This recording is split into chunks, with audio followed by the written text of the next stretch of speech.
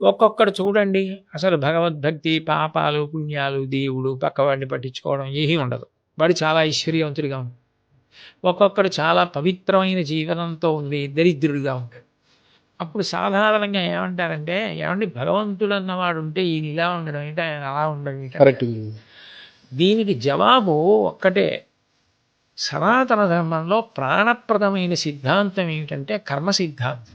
గత జన్మలలో మీరు చేసిన పాపపుణ్యాలు ఏవి ఉన్నాయో వాటిని మీరు ఈ జన్మలో అనుభవించాలి అని.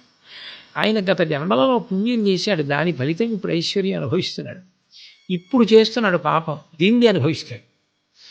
ఆయన గత జన్మలో పాపం ఇప్పుడు పూర్తి చేసుకుంటున్నాడు, అయినా ఇప్పుడు పవిత్ర జీవనం పొందున్నాడు. అందుకని దీని ఫలితం ఉత్తర జన్మల్లో పొందుతాడు. అప్పుడు ఆయనకి హెచ్చరిక, ఈయనకి భుజం మీద చెయ్యి పెట్టి అభినందించి అదే పవిత్ర మార్గంలో వెళ్ళడానికి తోడ్పాటు. పునర్జన్మ సిద్ధాంతంలో కర్మ ప్రధానమై ఉంటుంది. అది మీరు పెట్టలేదు, నేను పెట్టలేదు, అది ప్రధాన సిద్ధాంతం. అది దాని వలన పాపపుణ్యాలే